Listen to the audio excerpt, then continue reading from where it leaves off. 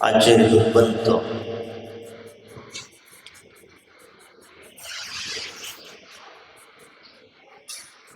कोयल की उपमा देते हुए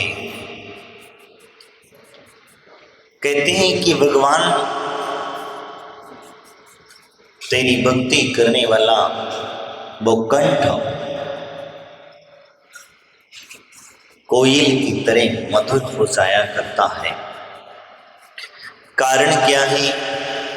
कौवा भी काला होता है और कोयल भी काली होती है। कोयल का आवाज सुनने के लिए हम ललायित हुआ करते हैं, लेकिन कौवे को बैठने तक नहीं देते। क्या होता है?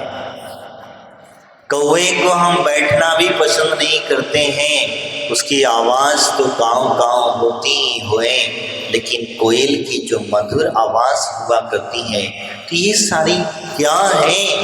वो कहते हैं कि वास्तविकता में कौवे की तरह आवाज किसकी भी हो, लेकिन वो कोयल के रूप में परिवर्तित हो सकती है।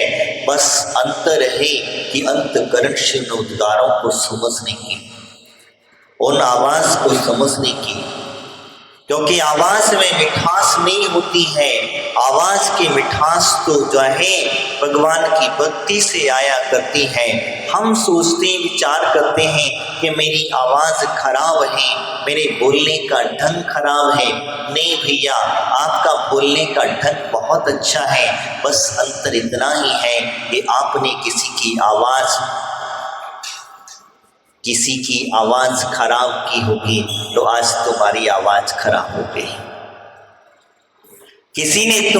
तुमने किसी का कंठ दबाया होगा, वो आज तुम्हारा कंठ खराब हो गया, तुम्हारा कंठ दब गया है।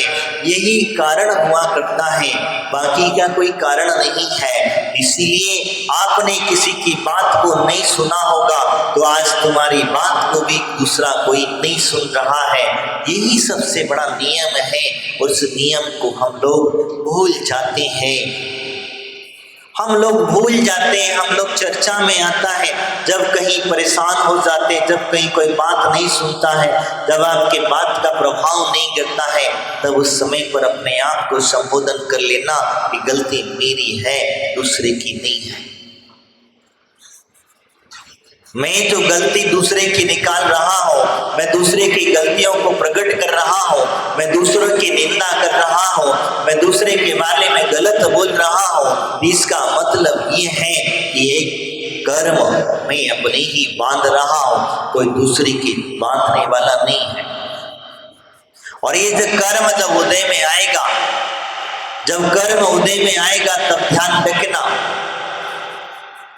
जब उदय में आएगा तब फिर उस समय पर मत कहना कि मेरी कोई बात सुनता नहीं है, मेरे को कोई पसंद करता नहीं है, मेरे रंग रूप को देख करके कोई पसंद नहीं करता है। अब आप बताओ, कौवे को कोई पसंद करता है क्या? कोई है ऐसा जो कौवे को पसंद करता हो? कलर से भी पसंद नहीं करते हो और उसकी आवाज से भी आप पसंद नहीं करते हो। तो ऐसा आपके साथ भी घटना ना घट जाए, आपके साथ भी ये व्यवहार ना हो जाए। इसीलिए मैं कह रहा हूं कि यहाँ आचार्य मंगतुंग स्वामी अपनी भक्ति का प्रभाव बताते हुए कह रहे हैं कि हे भी त्रिलोकीनाथ, हे जगत पिता परमेश्वर, आप उन्मत्त कोयल के कंठ के समान काला क्रोध से उदित लाल नेत्र किए और फण को उठाए हुए भयंकर सर्प का आक्रमण करे, तो भी वह मनुष्य निशंक बना रहता है। एक और मैं कह दिया, वो कोयल के कंठ के समान जो है पटपटाता हुआ सर्फ जो होता है, फना फैलाता हुआ वो सर्प भी अगर भगवान का जो भक्त है उनके ऊपर अगर आक्रमण कर दे, तो वह भी, उसका भी विष निर्विष हो जाया करता है। हमारे यहाँ एक कथानक मिला था विशापाहार स्तोत्र के बारे में। एक भक्त था और वो भक्त डेली भगवान की भक्ति किया करते थे और इतनी भक्ति करते थे, भक्ति के प्रभाव देखिए उनका जो है बस दिन पर दिन अपनी भक्ति में तल्लीन रहा करते थे। एक दिन संयोग बसात उसके पुत्र को सर्प ने काट लिया और जब सर्प ने काट लिया तो कहते हैं वो मरणासन हो गया। सर्प का काटा हुआ प्राण जरूर जल्दी निकल जाते हैं लेकिन उसकी मरण नहीं होता है, नाड़ी जरूर मंद पड़ जाती है, ये ध्यान रखना। इसलिए उसको जल्दी से अग्नि संस्कार आदि नहीं कराए जाते हैं। उसके कटे हुए जो काटने की वजह से प्राण एकदम से नहीं निकलते हैं। वो अंतःकरण जो है उसमें जीवन दान मिला करता है, जीवंत बना रहता है और जब तक 24 घंटे नहीं हो जाते तब तक उसे। तो मैं आपसे जो चर्चा कर रहा था वो सर्प की, तो सर्प का जो प्रभाव है वो कम हो जाया करता है। तो मैं आपसे कह रहा था उन कवि के बारे में जो विशापा स्तोत्र उन्होंने लिखा। अब भगवान के सामने गए और उनके जब बच्चे को सर्प ने काट लिया और काट लेने के बाद में होता ये है, आप देखिए भक्ति का प्रभाव कितना चमत्कार घटता है। कहते हैं उन्होंने जैसे ही पहुंचे और पहुंच करके देखा बेटा निर्विष पड़ा है, विष चढ़ चुका है, अब क्या किया जाए। तब वो उन्होंने वापस पैर लौटे और लौट करके भगवान के समक्ष पहुंच गए। बच्चे को भी भगवान के समक्ष लेटा दिया गया, बच्चे को भी भगवान के समक्ष लेटा दिया गया और वो भी भगवान के समक्ष पहुंच गए। आप देखिए उन्होंने सीधा कह दिया मेरी भक्ति में शक्ति है तो इसको जीवन दान अवश्य मिलेगा, मेरी भक्ति में शक्ति है, जिसका विष जो है चढ़ चुका है वो निर्विष अवश्य हो जाएगा। जिस सर्प ने इसको काटा है वो काट करके अपना विष जो है वापस खींच करके ले जाएगा। मेरी भक्ति का प्रभाव देखिए, मैं अपने अहंकार भाव नहीं कर रहा हूं, मैं तो भगवान से कह रहा, भगवान से कह देते हैं कि अगर बचाना भी तेरे हाथ में है और मारना भी तेरे हाथ में है। जिन धर्म की प्रभावना मैं करता हूँ, जिन धर्म की भक्ति करता हूँ, भगवान तेरी स्तुति करता हूँ और मेरी स्तुति में सामर्थ्य है, मेरी भक्ति में सामर्थ्य है। मेरी भक्ति अगर सच्ची है तो इस बच्चे को जीवन दान दे देना और मेरी भक्ति अगर झूठी है तो इसके प्राण हर लेना। उस सर्प की मति जो है, जो बुद्धि भ्रष्ट हो चुकी थी, उसने जो सर्प ने इसे काटा है वही सर्प आकर के, वो भी दूसरा सर्प नहीं आएगा, वही सर्प आकर के इसका जहर निकाल करके लेकर के जाएगा। और कहते हैं जब उन्होंने भगवान की भक्ति स्तुति प्रारंभ करी, विशापा स्तोत्र नाम का जो स्तोत्र है उन्होंने पढ़ना प्रारंभ किया और जैसे ही उन्होंने अपने मुख से उद्गार प्रकट किए और प्रकट किए तो ऐसे प्रकट हुए, कहते हैं कि वो सर्प को बेबस होकर के आना ही पड़ा। कौन लेकर के आया, कौन लेकर के आया? उस सर्प को वापस आना पड़ा, उस मंदिर के अंदर आना पड़ा और उस बच्चे के अंदर से जहर निकाल करके लेकर के जाना पड़ा। किसने किया ये सब? भगवान कोई चमत्कार नहीं करते, त्रिलोकीनाथ हमारे कोई चमत्कार नहीं करते हैं, क्योंकि उनके सामने साक्षात अरहंत अगर होंगे तो देवी देवता आकर के उनकी भक्ति का प्रभाव से आदि से चमत्कार अपने आप दिख जाया करते हैं। लेकिन भगवान हमारे अपनी आंखों से अपने सामने या अपने उनके बोलने से कोई चमत्कार घटित करते हो तो संभव नहीं है। मुनिराजों के शरीर में जरूर औषधि नाम की रिद्धियां प्राप्त हो जाती हैं,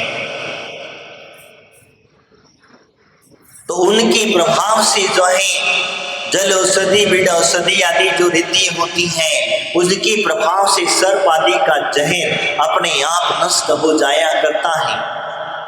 उनके शरीर की अगर हवा लग जाए, उनके शरीर का मलमूत्र लग जाए, उनके शरीर की जो बता रहा हूं मैं, आप ध्यान रखना, स्पर्श करके अगर हवा भी उस तरीके से निकल जाए तो वह समझ ध्यान रखना कि उनके जो भी अगर मरणासन अगर होगा, सर्प आदि ने काट लिया होगा तो उसकी भी वह बाधा दूर हो जाएगी। इसको विष बाधा कही जाती है। ये मुनिराज के तप का प्रभाव है। ये मुनिराज तो इसीलिए हमारे तीर्थंकरों के अवस्था में जो कहा जाता है, अरहंत अवस्था में तीर्थंकर बनने के पूर्व ही 64 रिद्धियां आदि हो, लेकिन अरहंत अवस्था को जो प्राप्त हो जाते हैं तब तो उन्हें रिद्धियां का भी कोई जरूरत नहीं पड़ती है। उन्हें तो केवल ज्ञान की अवस्था प्राप्त हो जाती है। तो ये रिद्धियां तो जब तक रहती हैं, कब तक? जब तक केवल ज्ञान नहीं हो जाता, जब तक अरहंत अवस्था प्राप्त नहीं हो जाती, तब तक ये रिद्धियां हमारे शरीर में बन पा करती। और जैसे ही अरहंत अवस्था प्राप्त हुई तब तो फिर और बात ही अलग है। अरहंत अवस्था प्राप्त हुई तो फिर बात ही कहना ही क्या है। इसीलिए कहते हैं कि ध्यान रखना, तो मैं आपसे जो चर्चा कर रहा था वो सर्प भी उस विशापा स्तोत्र की रचयिता कौन थे? धनंजय कवि।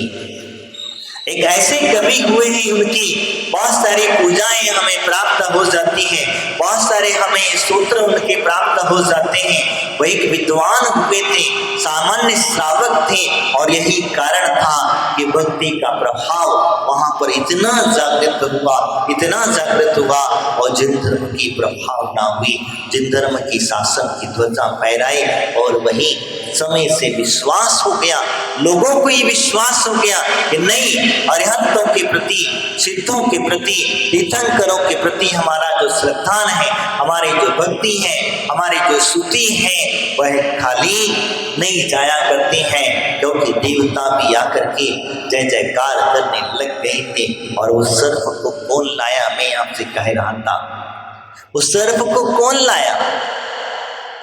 किसने बुलाया? कोई बीन बजी, कोई बीन बजी, कोई लाने वाला था? हमारे अरहंत भगवान तो हाथ पे हाथ धर करके बैठ रहते हैं। उन्होंने तो कहा भी नहीं था, वरना वो किसी से कहते, वरना ही वो किसी देवी देवता को स्मरण करते,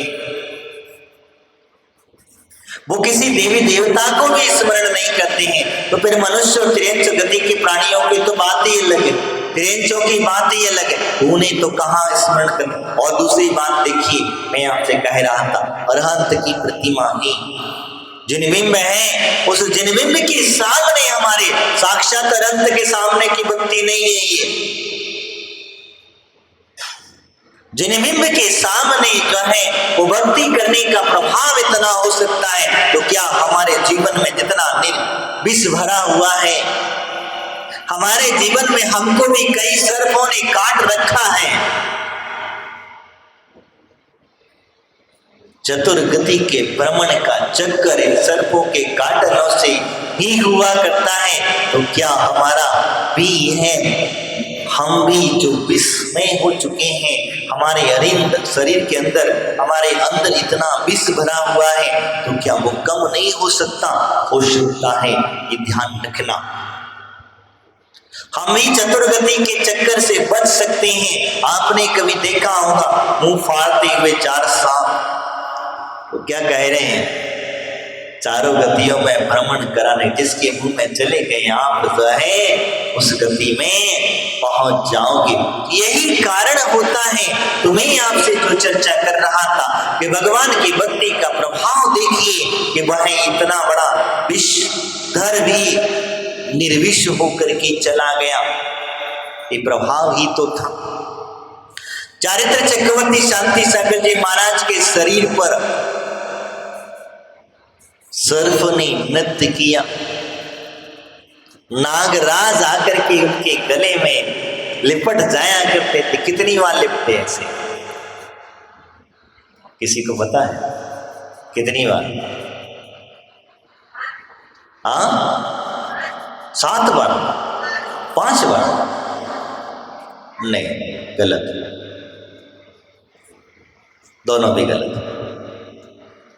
तो चारित्र चक्रवर्ती शांति सागर जी महाराज कन्नूर की गुफाएं जो होती, उन गुफाओं में जाकर के ध्यान साधना किया करते थे। ध्यान साधना में डूबते डूबते कई बार ऐसा होता है कि जब महाराज ध्यान में डूब गए तो डूब गए, और जब डूब गए तो धीरे से सिसकता तो सर्प महाराज के गले में इस तरीके से फल फैला करके बैठ गया। अब क्या करें? तुम्हारे गले में पहुंच जाए और जीवंत बड़ा सारा बिस्तर।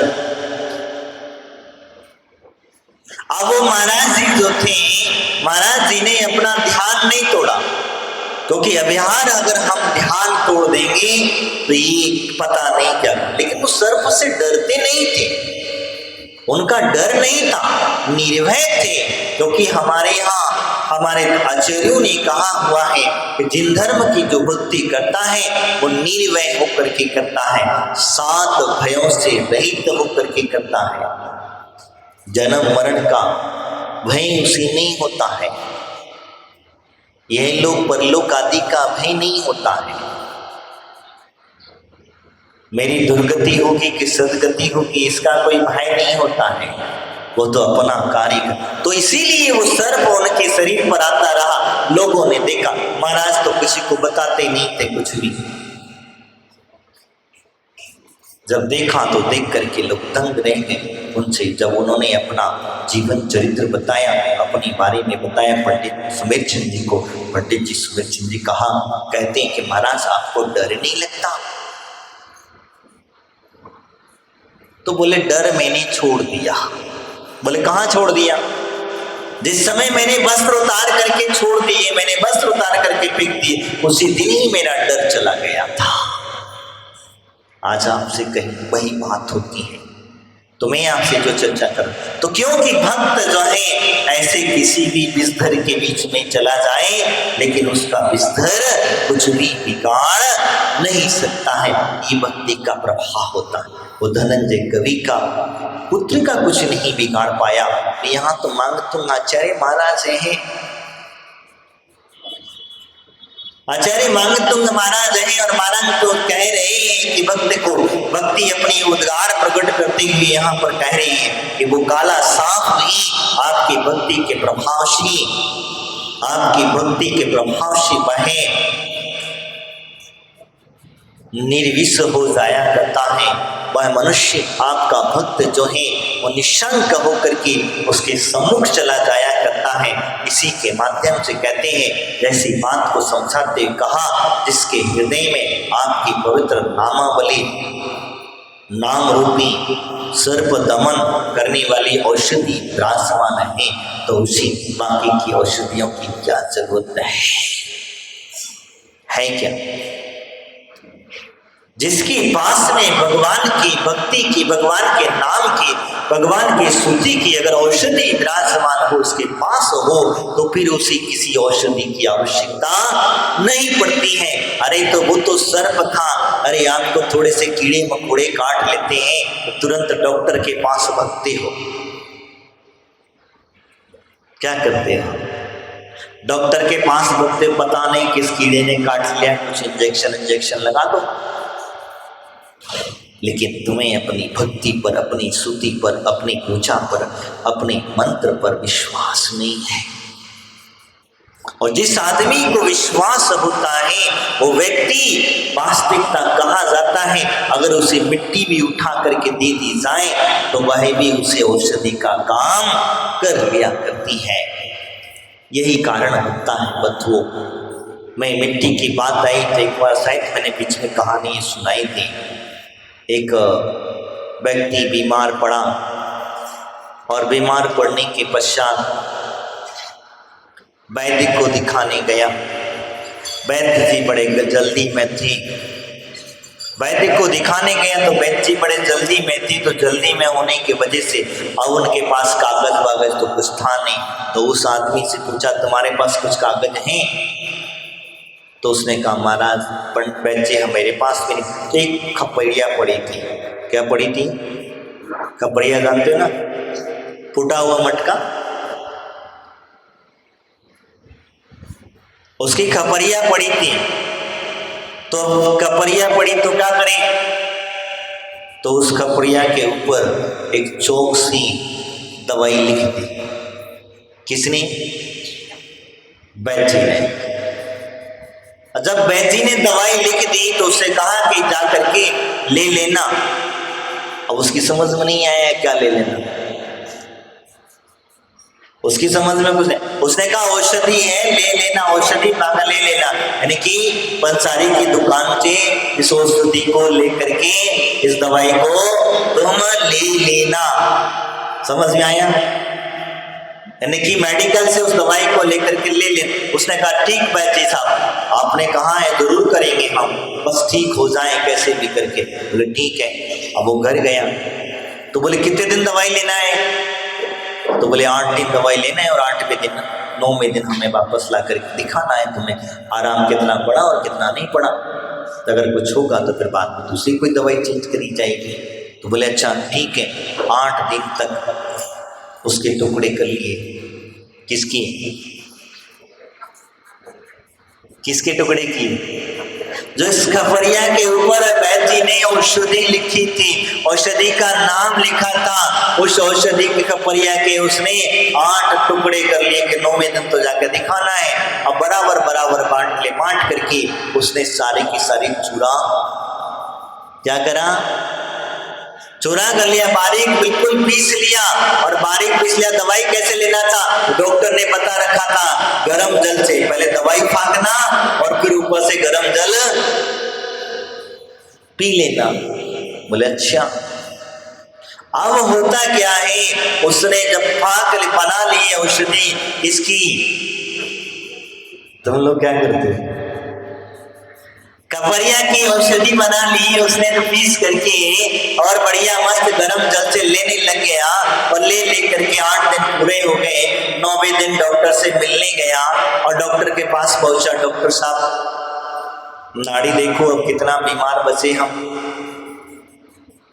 तो डॉक्टर साहब ने नाड़ी देखी। नाड़ी देखते कहता आप तो बहुत स्वस्थ हो गए, अब आपकी बीमारी हमेशा हमेशा के लिए चलेगी, कभी जिंदगी में आपको बीमारी नहीं होगी, आपको बुखार नहीं आएगा। तो बोले अच्छा एक काम बताओ, वो कहाँ है जो दवाई हमने तुमको लिख के दी थी वो पर्ची कहाँ है बताओ?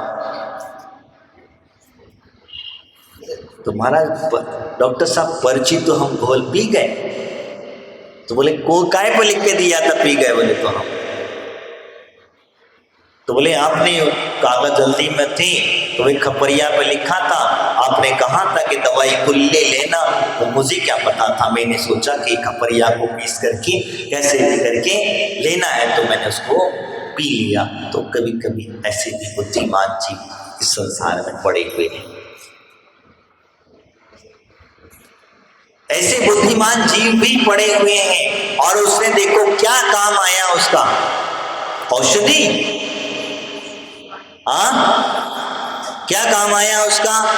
विश्वास काम आया। तो इसीलिए मैं आपसे कह रहा हूं कि आपकी जो ग्रंथों में जो लिखा हुआ है, जो मंत्र आदि लिखे हुए हैं, जो स्तुतियां आदि लिखी हुई हैं, जो औषधियां आदि लिखी हुई हैं, इन पर विश्वास कर लेना और इन पर विश्वास के साथ गुरु के वचनों पर विश्वास कर लेना। आपको देखना ये सारी नाम मात्र भी उनके औषधि का कार्य कर जाया करेगा। जैसे उसने पपरिया को खाने से अपनी बीमारी ठीक कर ली, तो क्या हम भगवान की भक्ति का नाम स्मरण करने से अपने शरीर के रोगों को ठीक नहीं कर पाएंगे? और शरीर के रोगों को छोड़ो, तुम डेली बोलते हो, मैंने बीच में भी आप लोगों से कहा था, डेली कहते हो जन्म जरा मृत्यु विनाशनाय जलम न कांते स्वाहा। जन्म जरा मृत्यु जैसे रोग नष्ट हो सकते हैं, तो क्या आपके शरीर के बाकी के रोग नष्ट नहीं हो सकते? हो सकते कि नहीं हो सकते? हो सकते हैं। ये भाव होना चाहिए, हमारे अंदर से दृढ़ता होना चाहिए, हमारी जो श्रद्धा है वो मजबूत होना चाहिए। और जिस समय तुम्हारे अंदर में ऐसी दृढ़ता आ जाएगी, ऐसी श्रद्धा आ जाएगी, तो आप ध्यान रखना, इतनी स्तुतियां पढ़ने की जरूरत नहीं पड़ेगी। एक नाम का सहारा भी आपको जीवन से तार देगा, आपको दुर्गति से जाने से बचा ले जाएगा, आपको सदगति में लेकर के चला जाएगा। और ये तो छोड़िए, आपको साथ साथ मोक्ष भी पहुंचा देगा। ये उनके नाम का सहारा हुआ करता है। बंधुओं, मेरा कहने का तात्पर्य इतना ही है, यहाँ आचार्य भगवंत वही कह रहे हैं कि सर्प आदि के भय से आपको निर्भय बनाने का कार्य वो भक्ति ही किया करती है, और भक्ति के माध्यम से ही हमें मुक्ति का मार्ग प्रशस्त हुआ करता है। ऐसी हमारी भावनाएं होना चाहिए, और हमारा भक्ति अवश्य एक ना एक दिन हमें फलदायक बने। यही भावना भाते हैं कि हमें भी निर्भय बनाए, निशंक बनाए, निश्चल रहित बनाए। ये भगवान, हम भी जो बार बार भय खा जाते हैं, कहीं सर्प आ जाता है, उसे जो मरण का भय लगा है, जन्म का भय लगा है, शरीर से मोह लगा है, ये सब छूटे और आप ही के तरह उस परम पद को प्राप्त हो, ये भावना भाते हैं। इन्हीं भावनाओं के साथ बोले परम पूज्य आचार्य गुरुदेव श्री विपुल संगत जी महाराज की, संत सिद्धवाणी माता की।